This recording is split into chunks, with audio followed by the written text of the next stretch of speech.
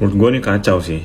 Menjelang ulang tahun negara Republik Indonesia yang ke-80, tapi berbarengan dengan dilihatnya kasus kayak begini di depan jutaan orang yang nonton ini, hukum di negara kita dipermainkan. Kacau. Viral sudah. Money juga sebenarnya saya rasa nih kita bisa memberi. Cuma dia orang straight to the point. Ya, kali ini mau ngapain lagi?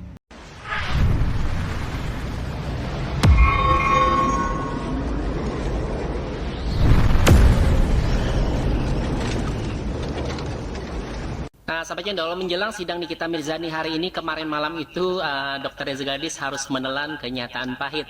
Jadi melalui akun media sosial resminya, BPOM menyatakan bahwa ribeskin yang berjarum kecil itu ilegal. Nah, jadi gini loh sahabat Cendol, jadi setelah malam tadi BPOM mengumumkan bahwa Glavitia Glowing Booster Cell ya tidak memiliki izin edar, dan produk ribeskin yang diduga ditempeli stiker brand Glavitia itu telah dicabut izin edarnya sejak tahun 2024. Ya, ini jadi perhatian kita tentunya ya, terutama dalam kaitannya dengan sidang Nikita Mirzani yang digelar hari ini. Nah, dari kacamata netizen Cendol, jika suatu produk tidak memiliki izin edar namun masih beredar luas di misalnya di e-commerce ya, maka hal itu jelas termasuk ke dalam peredaran ilegal. Ya, dan paling menarik ya, hari ini produk tersebut masuk dalam materi sidang yang tengah berlangsung. Lalu muncullah pertanyaan, kenapa bahas skincare di sidang pemerasan ya? Kan konteksnya beda. Nah, saya akan menjelaskan secara hukum.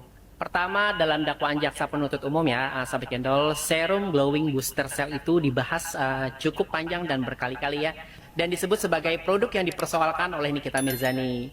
Dan kini BPOM secara resmi menyatakan produk itu tidak memiliki izin edar. Maka ini relevan ya dan menjadi fakta hukum yang baru. Kedua, sejak awalnya netizen Cendol cukup konsisten berpendapat bahwa justru produk yang berjarum itulah yang membuat Dr. Reza Gladys merasa terancam. Nah, dari sinilah kemudian terjadi transaksi 4 miliar yang disebut-sebut sebagai bentuk pemerasan. Padahal bisa jadi nih ya, ancaman itu muncul karena kekhawatiran dari Dr. Reza sendiri atas status produk yang tidak legal. Lalu kenapa sih tim kuasa hukumnya Nikita Mirzani tetap membahas produk ini sampai sekarang? Ini menurut pendapat saya ya, karena dengan adanya pengumuman BPOM secara terbuka, mereka ingin menunjukkan nih bahwa Reza Gladys bukanlah korban pemerasan karena tekanan pribadi seperti klaimnya sebelumnya, yang melainkan karena merasa bersalah dengan produk yang ia pasarkan sendiri. Nah, jadi sahabat Cendol, kalau memang betul Dr. Reza Gladys ketakutan karena produk itu ilegal misalnya ya, dan kemudian terjadi transaksi diam-diam, maka patut diduga ada pemufakatan jahat, bukan pemerasan sepihak. Nah, jadi perkara hukum itu soal hubungan sebab dan akibat ya. Kalau sebabnya adalah produk ilegal, maka akibatnya bukan pemerasan. Tapi bisa jadi nih ya, justru ada kesepakatan tertutup antara kedua belah pihak. Itulah kenapa pembahasan skincare jadi relevan, bukan keluar konteks. Saya tidak mau balik bentar yang mulia. Saya minta bentar yang mulia. Yang mulia yang terhormat, saya minta rekamannya diputar.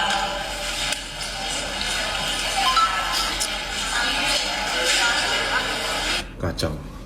Menurut gue nih kacau sih.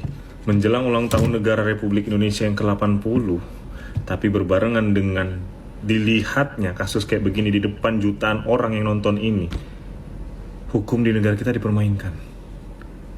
Kacau. Gua sampai speechless gitu loh. Apa yang perlu ditakutkan sama hakimnya untuk memutar itu doang gitu loh? Apa coba susahnya muter rekamannya itu doang? Kan nggak ada kan? Hakim tinggal duduk doang, paling yang ngerjain orang lain, tinggal duduk doang, apa susahnya? Kenapa sampai ninggalin ruangan itu? Menurut gua ada sesuatu yang kacau.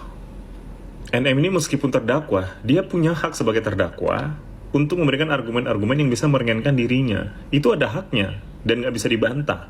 Masa seorang hakim nggak tahu itu? Seorang hakim sampai walk out itu menurut gua ada yang janggal gitu loh. Gak usah ngomongin sogok menyogoknya dulu deh. Setiap argumen baik itu terdakwa maupun pelapor di situ punya hak yang sama. Jadi hakim juga harus adil, namanya juga pengadilan. Jadi harus dikasih kesempatan seadil-adilnya buat pihak manapun gitu loh. Enggak, ini bukan kasus receh ya, ini kasus yang wajib menjadi atensi kita semua sebagai masyarakat. Ini bukan tentang kita ngebela mati-matian CNM, bukan. Ini tentang kasusnya, kenapa bisa sampai kayak begini. Kalau lu menganggap kasus ini masih kasus kecil, nalar lu ada yang rusak. Tolong Pak Prabowo dan Pak Gibran berikan atensi ke kasus ini. Oke lah, Pak Prabowo sibuk, Pak Gibran tolong ya, walaupun gue tahu Pak Gibran juga sibuk, tapi mungkin dengan kasus ini, dengan lu memberi atensi sama kasus ini, lu bisa dapat simpati publik lagi, percaya sama gue. Soalnya ini kasus skincare ini sama pentingnya sama kasus-kasus oplosan beras, oplosan minyak, oplosan bensin, dan lain-lain. Kenapa? Karena sama-sama merugikan masyarakat banyak. Ini bukan 1-2 orang aja ini. Tolonglah Pak Gibran, ini akan mencoreng reputasi brand lokal di Indonesia kalau kasus ini tidak selesai dengan seadil-adilnya. Kenapa? Orang-orang nanti pada akhirnya akan skeptis untuk milih brand lokal. Ujungnya mereka akan memilih beli brand luar. Mau dibawa kemana ekonomi kita kalau uang itu dibawa keluar semua? Abis. Kalau mereka sudah berkomentar seperti ini dari si paling UMKM ya. Kalau dia aja sudah mulai unjuki gini, udah mulai berkomentar tentang hal tersebut. So, apakah gerangan tidak boleh, JPU tidak berwenang memaksa tersangka atau terdakwa mengenakan rompi tahanan di ruang sidang karena melanggar asas praduga tak bersalah, dapat menimbulkan stigma sosial, tidak sesuai dengan prinsip peradilan yang adil dan netral. Jika hal ini dilakukan, maka bisa menjadi alasan bagi kuasa hukum untuk mengajukan keberatan atau protes kepada majelis hakim. Jadi seperti yang kalian lihat, plus 62 lihat bagaimana yang terjadi di sidang kemarin itu, NM dipaksa ya, dia dipaksa untuk menggunakan rompi dan juga itu guys, di apa namanya tuh ya. Aduh, kalau misalnya aku komen nanti takutnya aku kena itu guys, jadi aku nggak berani komen. Lanjut. Bila mana cara Anda menjadi cerminan untuk kami-kami atau untuk terdakwa sekalipun, untuk tidak menghormati atau memuliakan Anda, karena cara Anda juga tidak menghormati terdakwa. Ingat ya, setiap masyarakat Indonesia mempunyai hak asasi manusia, katanya negara demokratis. Iya, sudah jadi rahasia umum kok. Apa-apa di sini bisa pakai duit. Keluarga saya pernah mengalami. Cuma kali ini transparan sekali. Sidang terbuka. JPU juga gue lihat, karena pakai preman caranya, mau pakai rompi sama mau pakai borgol. No money, no justice. No viral, no justice. Sementara kali ini case berbeda. Viral sudah. Money juga sebenarnya saya rasa nih kita bisa memberi. Cuma dia orang straight to the point. Ya. Kali ini mau ngapain lagi? Nasi udah jadi bubur.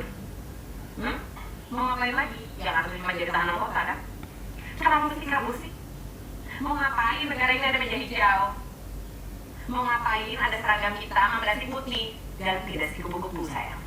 Terus mau pakai hukum apa? Mau pakai hukum apa kalau ada bukti rekaman saya pada kabur dan ditolak? Mau pakai hukum rinda? Nggak usah deh, ada SH, nggak usah. Mainnya kurang cantik sih. Mainnya nggak cantik. Kalau udah begini siapa yang mau tanggung jawab? Siapa yang mau tanggung jawab? Di negara ini kalau udah begini siapa yang mau tanggung jawab? Coba, katanya presiden nggak bisa masuk ranah kejaksaan. Terus siapa yang mau tanggung jawab? Kali ini pemerintah harus kalah. Karena memang kalah. Sudah nyata-nyata kalah transparan. Copot jabatan tuh semua tuh. Bersihin, walaupun di belakangnya masih banyak debu-debu hitam. Ngurusin, ngelarin, bebasin. Bau busuknya udah sampai sini, oke? Salah keadilan yang tidak pernah adil bagi masyarakat. Bau busuknya udah sampai sini, gitu kata dia ya. Oke.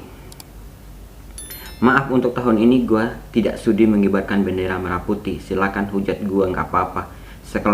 Sekelas artis besar diperlakukan secara tidak adil, apalagi gue yang hanya rakyat jelata.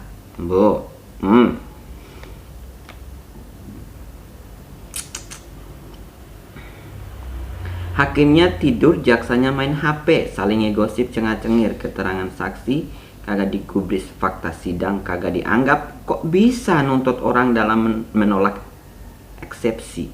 Lucu-lucu banget jaksa ini. Berapa ada loh nama presiden di tag di sini.